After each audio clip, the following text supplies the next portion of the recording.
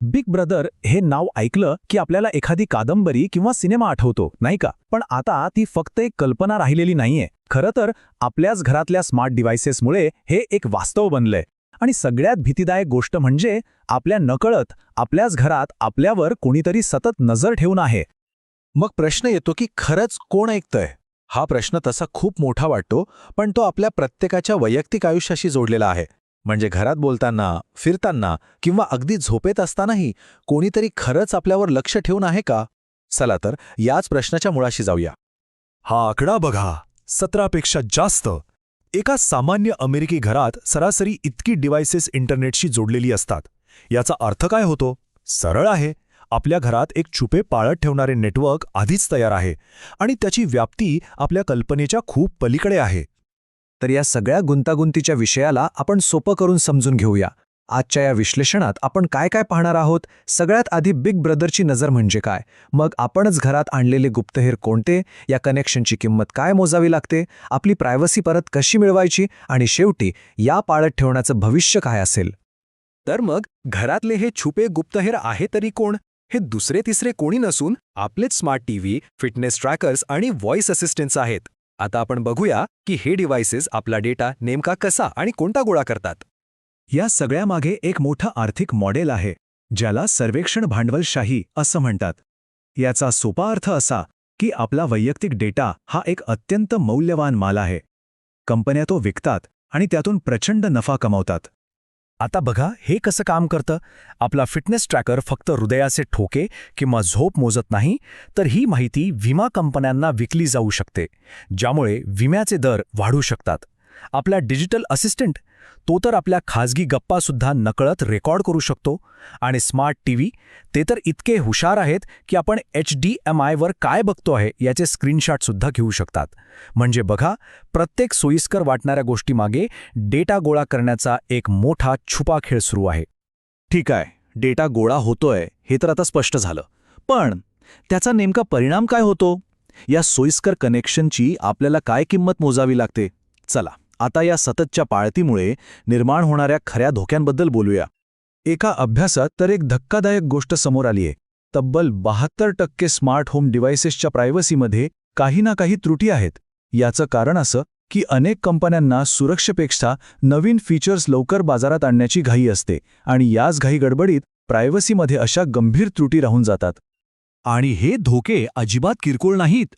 मिराईसारखं botnet ऐकलंय? हे hack केलेल्या डिव्हाइसेसचं एक जाळं असतं, जी आपली उपकरणं सायबर हल्ल्यांसाठी वापरू शकतात.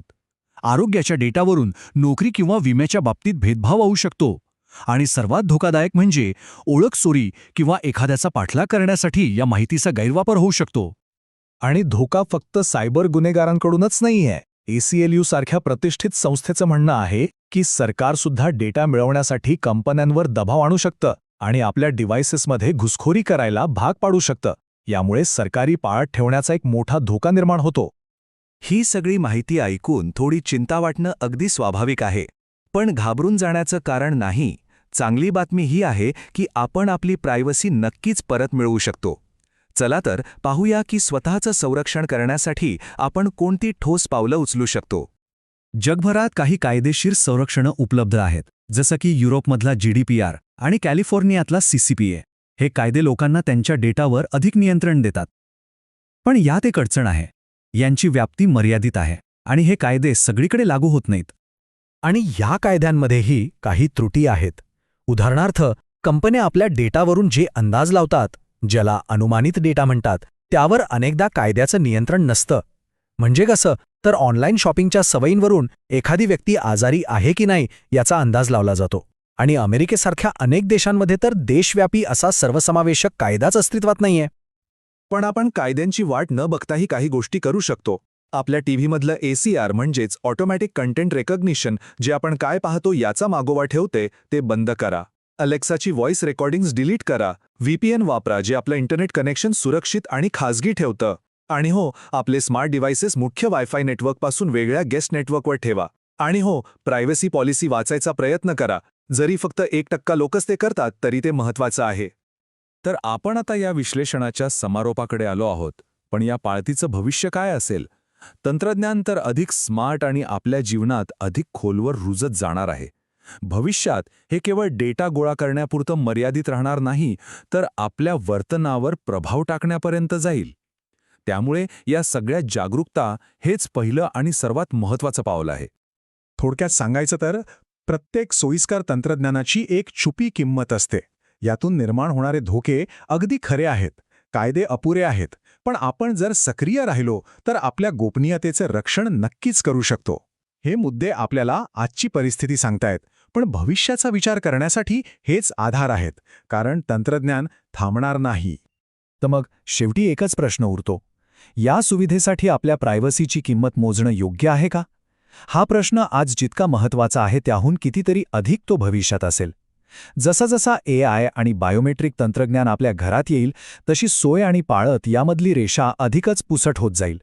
आपली निवड केवळ आजच्या डिव्हाइसपुरती मर्यादित नाही, तर आपण भविष्यातील समाजासाठी कोणते नियम ठरवतो यावरती अवलंबून आहे.